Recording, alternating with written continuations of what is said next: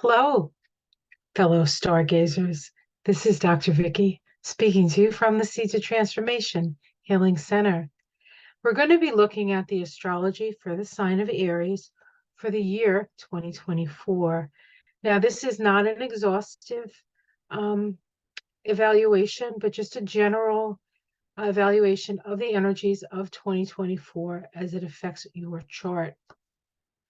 And this would apply to Aries, Aries Sun, Moon, or Rising. This type of astrology works best on the rising sign because I go by the houses and where the planets are in the houses to get a general view. But if you really want to know specifically about yourself, it's best to get a personal reading, which I do perform for you. If you wish, I have 90-minute readings and 60-minute readings available, and there will be a link below if you so choose to do that. So before we get started with the astrology, I wanted to just pull an oracle card, and my Soulflower Plant Spirit Oracle was talking to me and wanted to be heard. And this is a general energy for the year, okay? And the card that I selected is Hawthorn, Hawthorn, and it's for courage. And I'll read what it says on the card here. It says, Hawthorn is medicine for the heart on all levels, helping you to find the courage to face and overcome your fears and facilitating self-love and self-acceptance. Hawthorn supports a strong and protected, open-hearted state, allowing you to fully give and receive love so that you can truly come into your own divine strength and power. Hawthorn. Okay, that's your message from the soul flowers. Let me put that over here, and let's take a look at your astrology.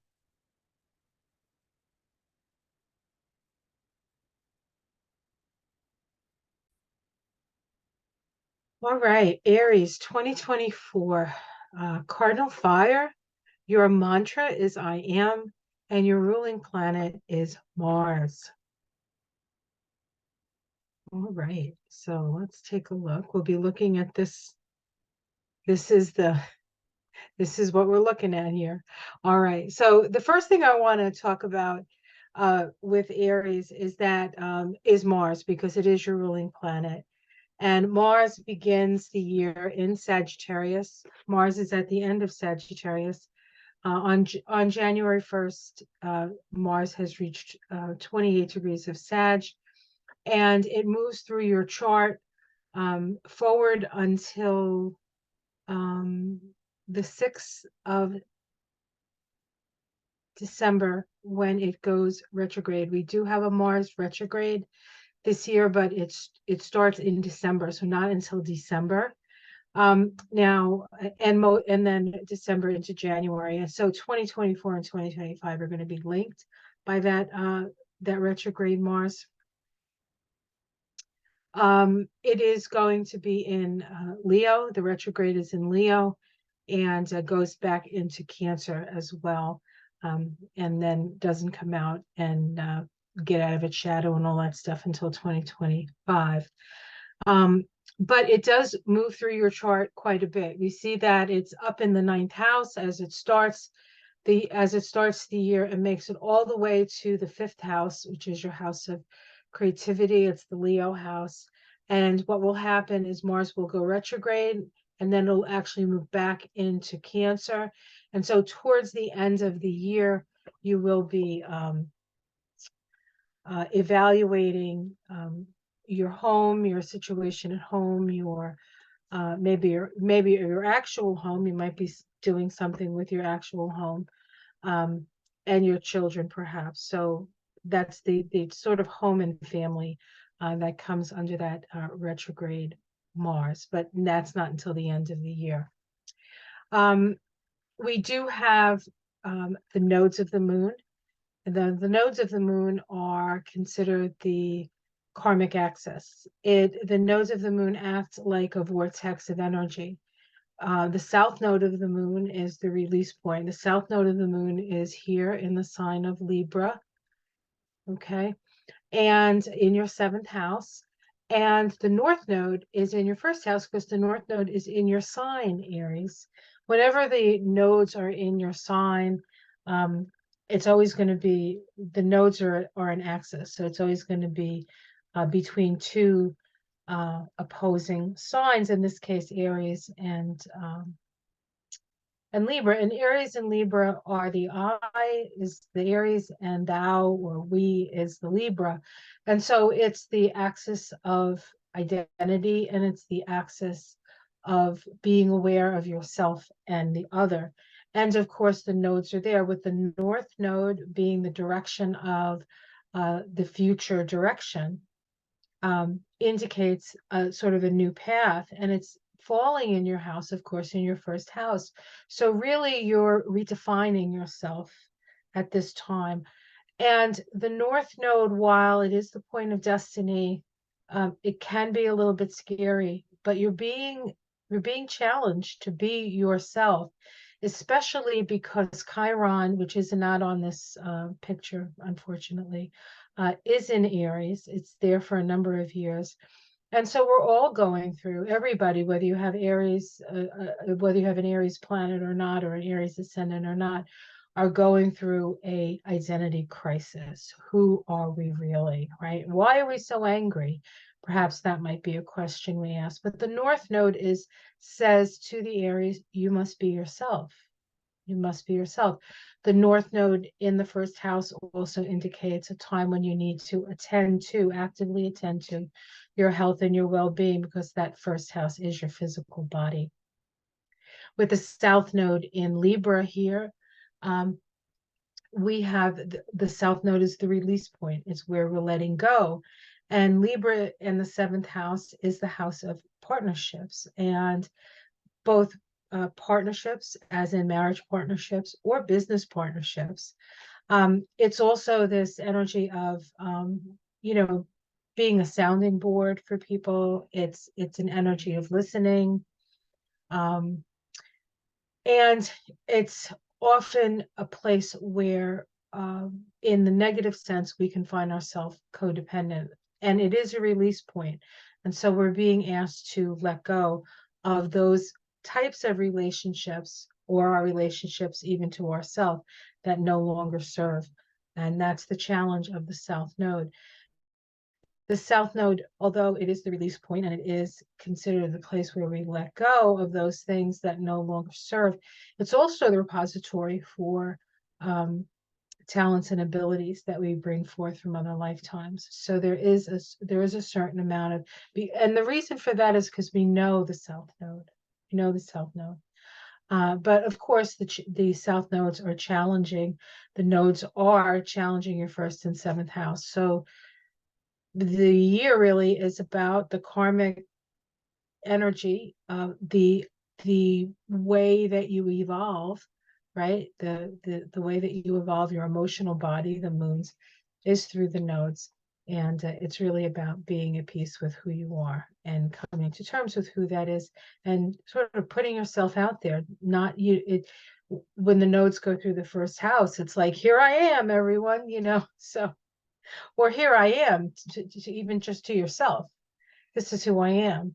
And then as the nodes move, eventually the nodes will get up in that 10th house. And then maybe that's when you have to like really be seen. Right now you're coming to terms with the comfort of that. All right, so we have Mercury retrograde this year, of course. We have usually a 3 or 4 a year. We have 3 this year, if you don't include the first day of January, which goes direct from 2023, right? But all the Mercury retrogrades, for the most part, are in 5. It is in Aries. Yes, your sign. It begins on April Fool's Day and goes to the 25th of April.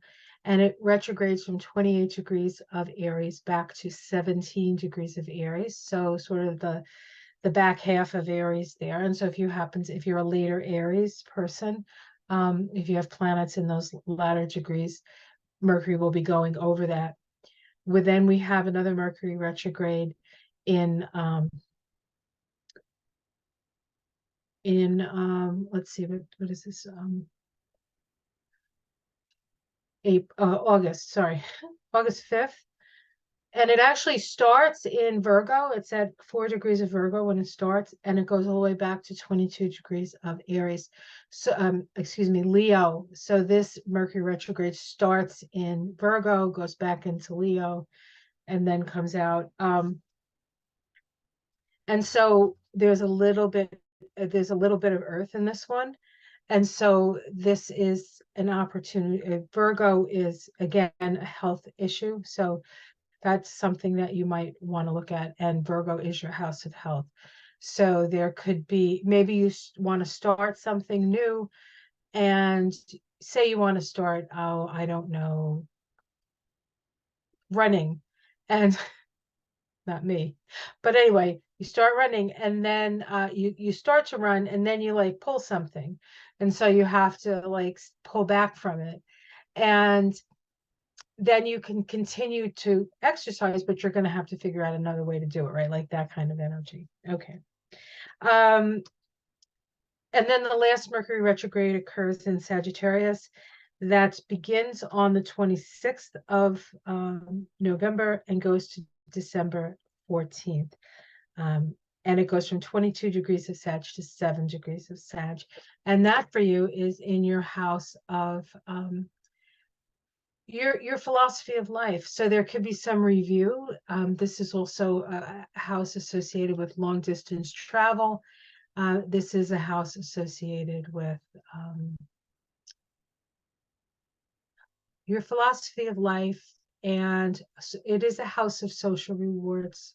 So when planets go through this, usually, although it is retrograde, so you might have some accolades, but they'll come late or something like that.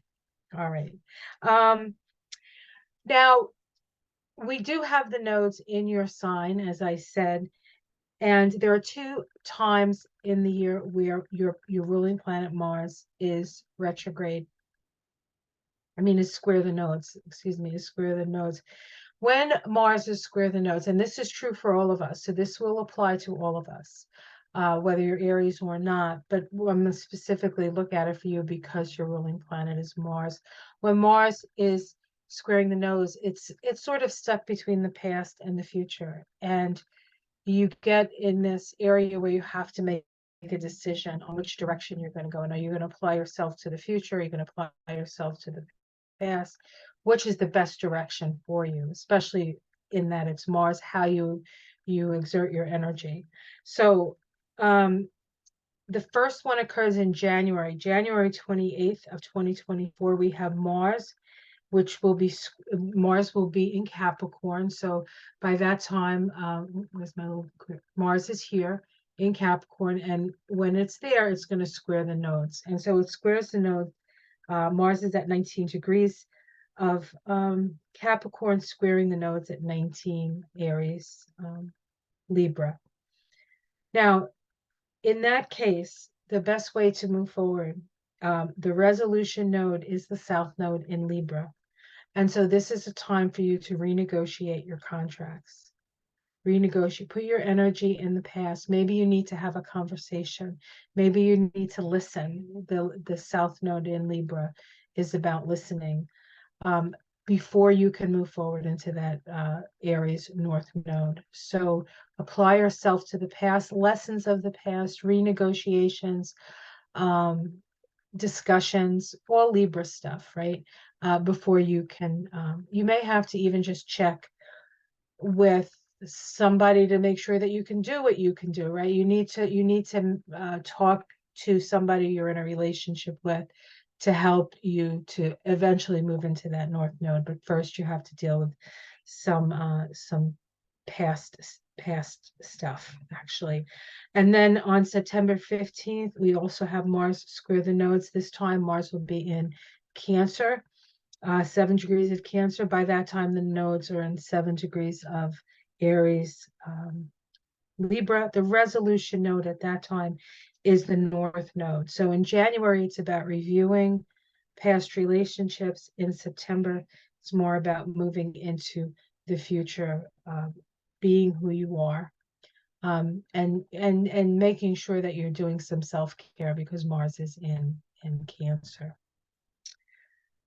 Okay, Jupiter, the planet of expansion, starts the year in Taurus, your second house. You've had Jupiter in Taurus for a while now. It's been there. It's there for a year, but at this point, it's going to be another 5 months as we start the year.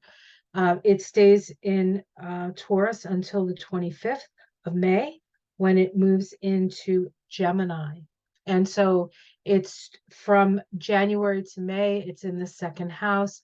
Second house is your resources. It's also your sense of self. This, if Jupiter in Taurus can bring some money in, but you have to watch with easy come, easy go, especially with Uranus in that house. Of course, Uranus is in that house for 7 years, so Jupiter's just passing through for about a year.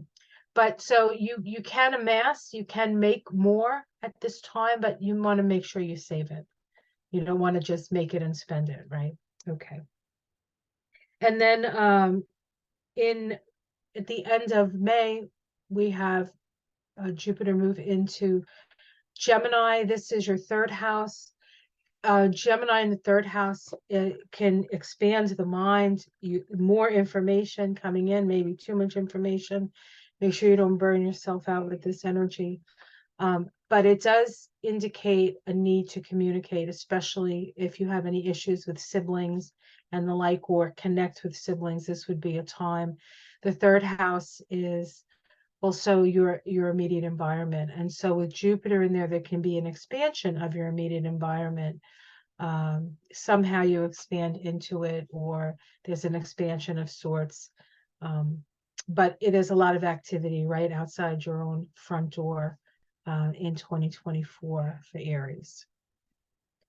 Saturn, the planet of lessons, karma, is moving through your 12th house. Now, it's been there since May of 2023, March of 2023, excuse me. And it's there for almost 3 years. One of the more difficult transits of Saturn is through the 12th house, because the 12th house is a repository of all the sort of like leftover, like the karmic stuff, the stuff that you waited till the last minute to fix, right? It's when you get to that 12th house, it's your last sort of opportunity to do what needs to be done before you become reborn. And when Saturn moves into Aries, into that first house, right? And so this can be a difficult time because you really do sort of see where you undo yourself with Saturn through here. It's also a time of sort of cleaning out the karmic closets.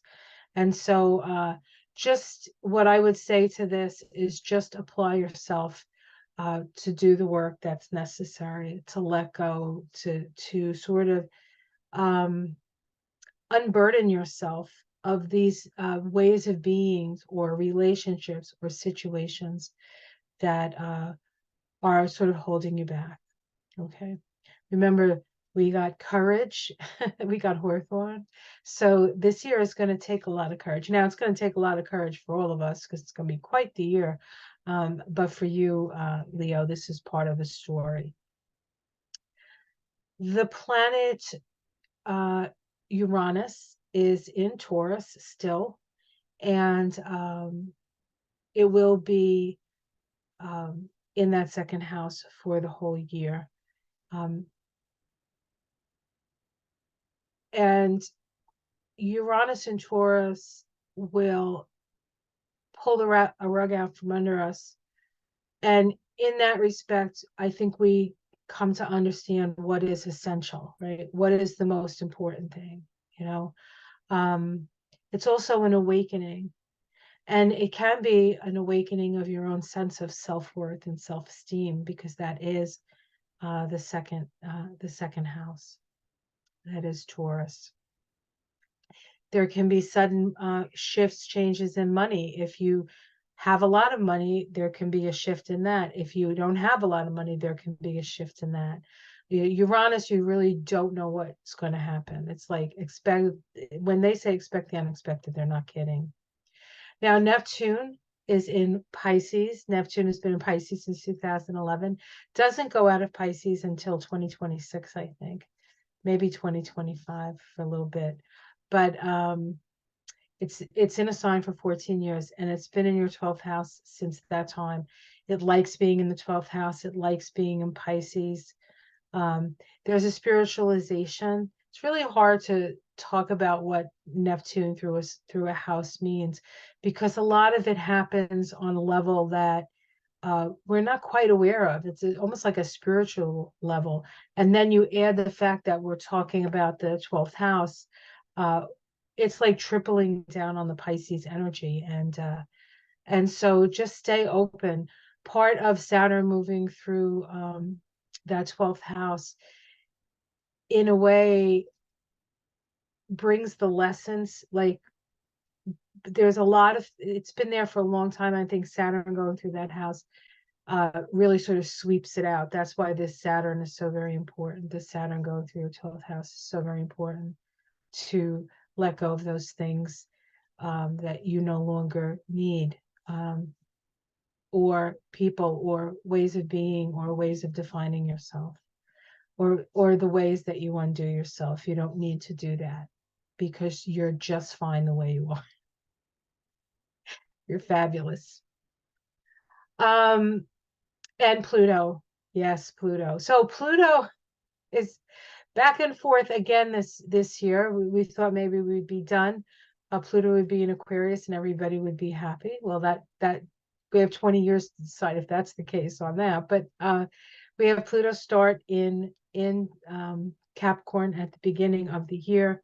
Let's see, I have it written down here. It starts at 30. It's at 30 degrees. So it's at its last degree as the year starts on the 20th of on the 20th of January. It moves into Aquarius, and it is in Aquarius, going retrograde on May 2nd. So from January 20th to May 2nd, it's moving forward, makes it all the way to 2 degrees of Aquarius, and then it turns retrograde. That occurs on the 22nd of May. And then it retrogrades back into the last degree of Capricorn. And so it's in the last degree of Capricorn. It goes into Capricorn 9-3. It's going backwards, and then it goes direct on 10-12. So about a month, it's going backwards in Capricorn from 10-12 to November 20th. It's moving forward in Capricorn, and November 20th, it moves out of Capricorn into Aquarius, where it will stay for another 20 years. And so that really is the last gasp, in a way, of Pluto in Capricorn. The last few months of 2023 have had that sort of last degrees of Capricorn energy about it, bringing this sort of power over dynamic that we experience with Capricorn, the hierarchical structures of power, the chain of command, as it was called in the day. That is the whole idea of that has been transformed and battered by Pluto, and so we can see where the holes are, so to speak, or where the weaknesses in where the weak spots are in the Capricorn hierarchical structure as Pluto went through. And so when Pluto goes into Aquarius, there will be further breaking down, but with a different sensibility, because now we've moved into an air. We've gone from Earth, we've gone to air, so it's quite a shift. All right. There are four eclipses. There's two at the north node and two at the south node. And because the nodes are um, in your first and seventh house, most of the eclipses do find their way there. We have a full moon. Let's see, what do we have here? We have a full moon lunar eclipse. Oh, I have the dates here. Let me see. Don't I?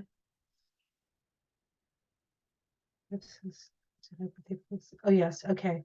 So we start with the North Node eclipses happening at the end of May, the end of March, and so March and April is when we have the first set of eclipses. The first eclipse is a full moon lunar eclipse at 7 degrees of Libra. So that is in your seventh house.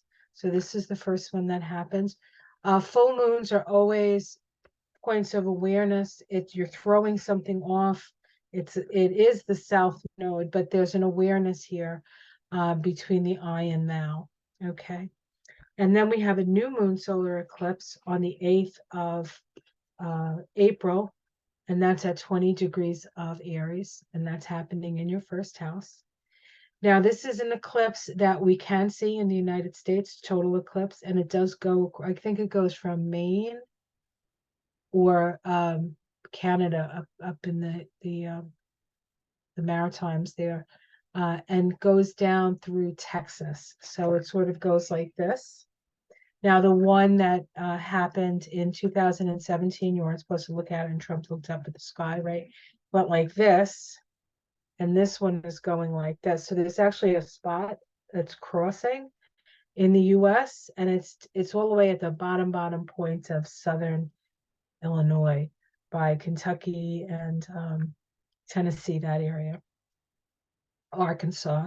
That's where the cross meets. So we'll see what that means. But that's the eclipse in February. I mean in April is that part of that.